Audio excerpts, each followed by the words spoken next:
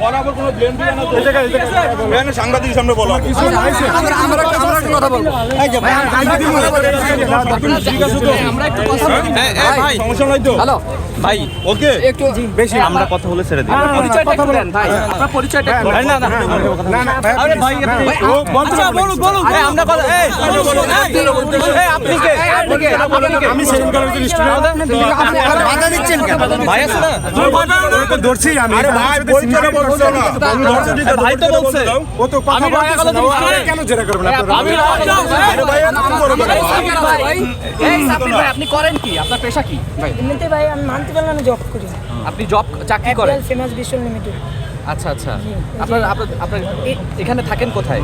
এদিকে থাকে আমি এলিফেন্ট আপনার আমাদের এই আপনার দেশের বাড়ি কোথায়? দেশের বাড়ি বোলা বাংলা হবে। ও, এখানে আসছেন শখের বসে ভিডিও করতে? জি মানে এই আন্দোলন চলে বাইরে করে এই ভিডিও আসছে। আচ্ছা, সেটা নারী সাংবাদিককে কেন আপনি একজন নারী সাংবাদিকদেরকে কেন ভিডিও করলেন? বুঝতে পারি আচ্ছা আচ্ছা। তখন তো আমি ভিডিও করছিলাম না, আমি আপুদের সাথে কথা বলছিলাম। ওই কথাগুলো কেন ক্যাচ করেছেন? আসলে শখের মনে করছি যে আপনি মনে হয় কিছু জিজ্ঞেস করতে দিন, সেটা জন্য ভিডিও করছি। এভাবে কোনো খারাপ কিছু উদ্দেশ্য বা কোনো দল থেকেও আমি আসি না, আমি তো আপুদের সাথে কথা বলছিলাম, তখন আমার ক্যামেরা অন ছিল না, ক্যামেরা নিচে ছিল। তাহলে কেন আপনি ভিডিও করলেন? বুঝতে পারি না, ছোট না। ভাই হিসেবে ক্ষমা করা যায় না এটা।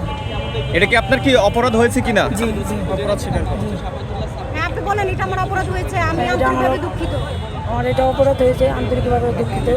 সরি আপু।